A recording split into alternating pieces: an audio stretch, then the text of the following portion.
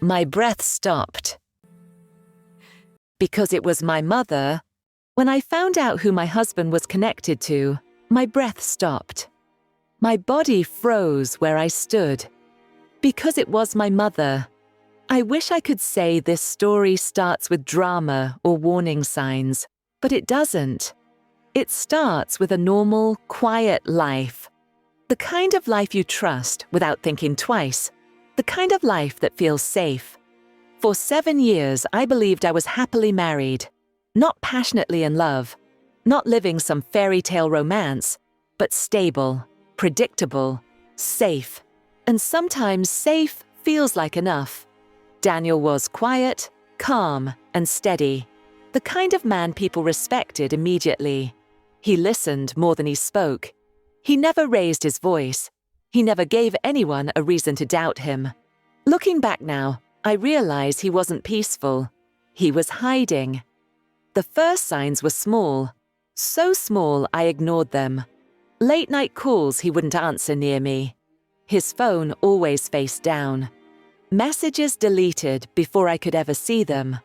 Whenever I asked, he smiled softly and said, "You're overthinking.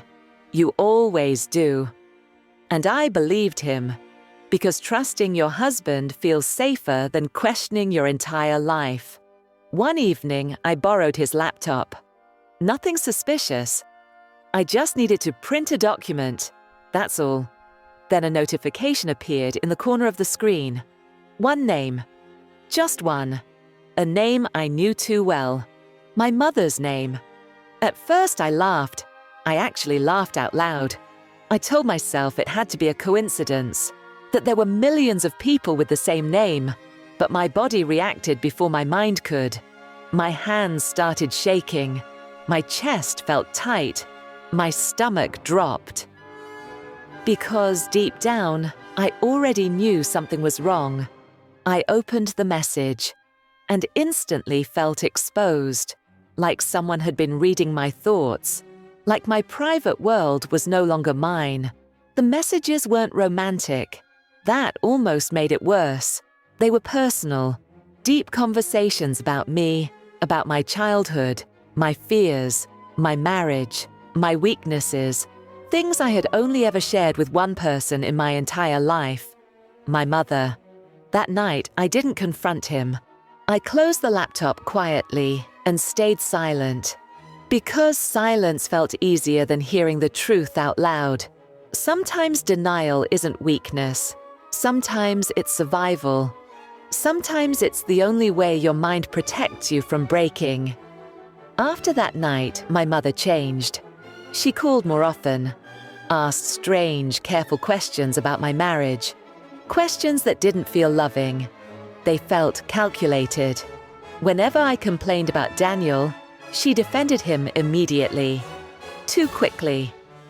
Almost desperately. Her voice didn't sound caring. It sounded guilty. Then came the day everything finally broke. I came home early from work. Earlier than I ever did. Daniel wasn't supposed to be there, but his car was parked outside. My stomach dropped instantly. My heart started racing. I walked in quietly, trying not to make a sound. That's when I heard voices. Daniel's voice, and another one. My mother's. They were whispering, talking about me, about what I knew and what I didn't. Then I heard the sentence that shattered everything. She can never find out. In that moment, something inside me changed forever. They weren't afraid of the truth. They were afraid of being exposed. I walked into the room. They both froze. Daniel turned pale. His mouth opened, but no words came out. My mother started crying instantly. Not confusion, not shock, guilt. Heavy, undeniable guilt. My mother finally spoke, her voice shaking, as she told me a secret she had buried for decades. Before she met my father, she had a child, a son. She was young, terrified, alone, with no support and no choices. She gave him up for adoption and never told anyone. Not her husband, not her family, not even me. Daniel had been searching for his biological family for years without telling me. Quietly. Secretly. When he finally found her, they recognized the truth immediately. They felt it before they confirmed it. They confirmed it through records. Through DNA. They knew exactly who they were to each other. And instead of telling me, instead of stopping everything immediately, they chose silence. That's when I understood the full horror of the truth. I had married my half-brother without ever knowing it, without consent, without choice. Without truth, they let me live a lie to protect themselves, to avoid shame, to avoid consequences. Every single day, they woke up and chose not to tell me. And I paid the price for their silence. I left that house the same day. No screaming, no accusations, no dramatic scene. Just silence. Some betrayals don't need words. They carve themselves into you. They stay with you forever. I cut contact with both of them. Completely. No calls, no messages, no explanations. People asked if I could ever forgive. They said holding on to anger would hurt me. They didn't understand. Forgiveness doesn't erase damage.